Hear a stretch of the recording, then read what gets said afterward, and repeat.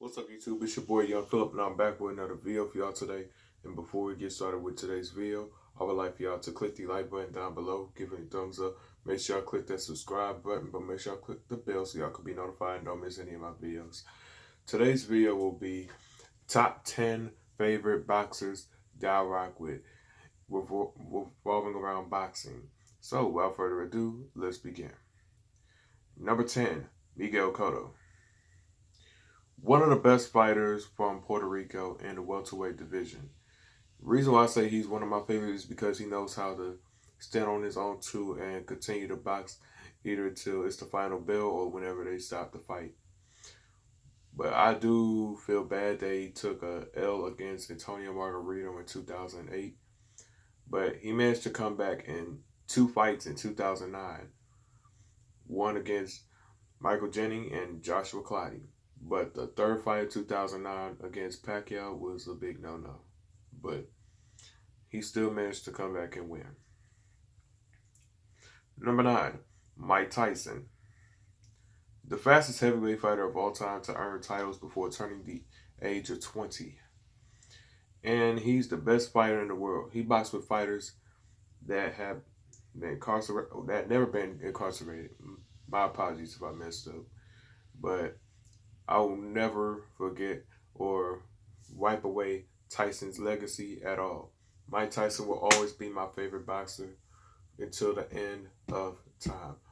Sad that his career ended in a downward spiral, but the best fight he ever had, best fight was with Evander Holyfield, 2 matches, and then the fight with Lennox Lewis. Those are my favorite ones, and the one with Bruce Seller.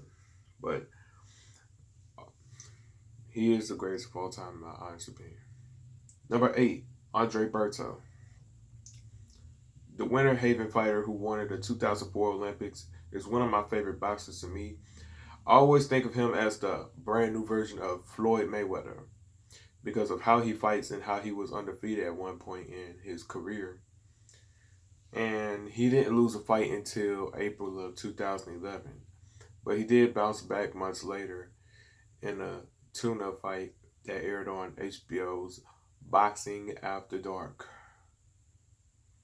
But the Andre Berto from 2006 all the way up until 2010 will always be remembered as his time as being the undefeated welterweight fighter. Ignore that notification sound. Number 7, James Toney. This fighter from Detroit got speed and he's a little slick. His right hand punches is what make Toney a good boxer. He knocked out people he managed to defeat, such as the likes of Evander Holyfield and so on and so forth. He went from being in the middleweight to light heavyweight, then moving on up to heavyweight, then cruiserweight. But all in all, James Toney is a really good fighter. Number 6, Jermaine Bad Intentions Taylor. The main man that they call Bad Intentions, Jermaine Taylor, he was one of the baddest men in the sport of boxing.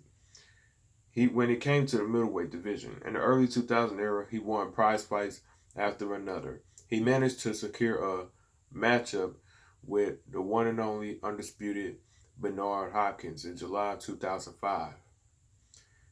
And he managed to beat Hopkins not once, but twice. And then he ended up becoming the brand new undisputed middleweight champion. Then he fought Winky Wright and it ended in a controversial draw. But came back and fought Kasim Uma, and then Corey Spinks won those 2 fights and then lost to Kelly Palpic. But I prefer Jermaine Taylor's career from maybe 2004 all the way up until 2007, but May of 2007, when he was undefeated. But he still did good all the way up until his retirement. Number 5, Manny Pacquiao. One of the best sluggers in the sport of boxing from the Philippines. Manny Pacquiao's fast hand speed is what made me be a fan to Manny Pacquiao. Like, I understand that he had a bunch of losses in his career, and he still managed to win most of his fights. And he's been in 8 different weight divisions in the sport of boxing. He's like one of the first few Filipino fighters to ever do something like that. But I believe that he will have a potential coming back to the sport later on in life, or he will continue to focus on political things in the Philippines. Big shout out to Manny Pacquiao. He's a really good fighter. Number 4, Muhammad Ali. If you're looking for someone who can float like a butterfly, sting like a bee, it would be Cassius Clay. The one fighter that's known for using the regular jab and come back with a right and then come back with a left. He's been one of my favorites since I seen him box against Sonny Liston, Joe Frazier, not once, not twice, but 3 times. And then it was the Rumble in the Jungle with George Foreman. I will never forget that matchup. That was one of the best matchups in the sport of boxing. But there can never be a fighter that can have the same level, or be on the same level, or have the same standards as Muhammad Ali. Number 3, Bernard Hopkins. This Philadelphia fighter is known as a former undisputed middleweight fighter, and he can outbox with certain people.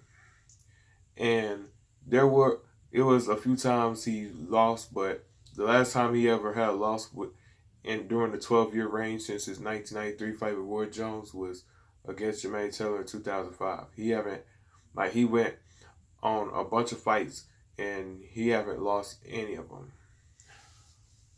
He managed to knock out opponents like Felix Tito Trinidad in September 2001. Then he managed to knock out Oscar De La Hoya. And he still came back and climbed right on top of the food chain, knocking out any opponent he could get his hands on. And he was also not the only one, but he was the next person to beat George Foreman's record. When George Foreman was 45 years old, knocked out Michael Moore at the age of 45 and won a belt in the heavyweight division. And Bernard Hopkins, at the age of 46, managed to secure a WBA light heavyweight title in a rematch against John Pascal in May of 2011. And that right there, my friends, is legendary status. Number 2, Roy Jones Jr. If you want to talk about legendary boxers, you got the Florida native Roy Jones Jr., who boxed as a pro from 1989 all the way up until 2018. He was a pound-for-pound fighter in different weight classes. Despite a loss in 1997 by disqualification, he managed to avenge that loss by knocking out Montel Griffin in the first round. Then he would go on and fight many fighters. He ended up winning a heavyweight belt in the year 2003 against John Ruiz, making him the first man since Bob Steele, or however you say that dude's name, since 1897.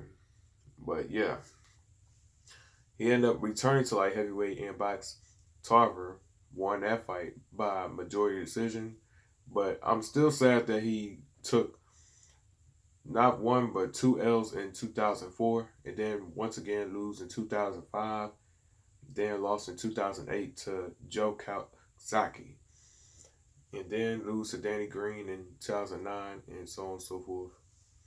But he still managed to win those fights in those recent years or so. But yeah, Roy Jones Jr. will always be my favorite light heavyweight and heavyweight fighter of all time. Before I go into my number 1 pick, here are a few honorable mentions. The Klitschko brothers, Deontay Wilder, David Haye, Gervonta Davis, Canelo Alvarez, and Shane Mosley. Coming in at number 1, Floyd Money Mayweather. The man who's been undefeated since 1996. Floyd Mayweather is one of my favorites because he knows how to throw the right hand, throw the left hook, and he always know what to do, stay on defense whenever he's in trouble. I like how focused he is when he's in the ring. And some people would say he's a coward for ducking Pacquiao for so many years until 2015.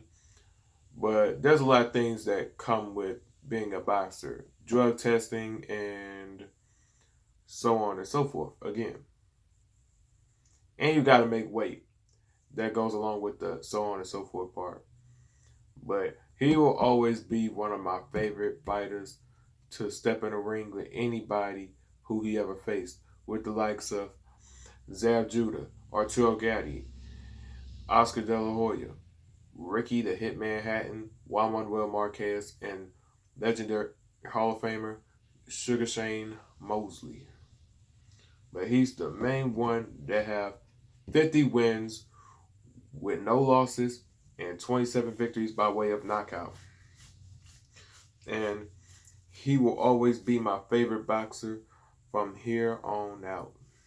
I'd like to say thank y'all for tuning in to today's video. Make sure y'all click the subscribe button. Make sure y'all click the bell so y'all can be notified and don't miss any of my videos. Don't forget to click the like button, give it a thumbs up, and don't forget to leave a comment down below.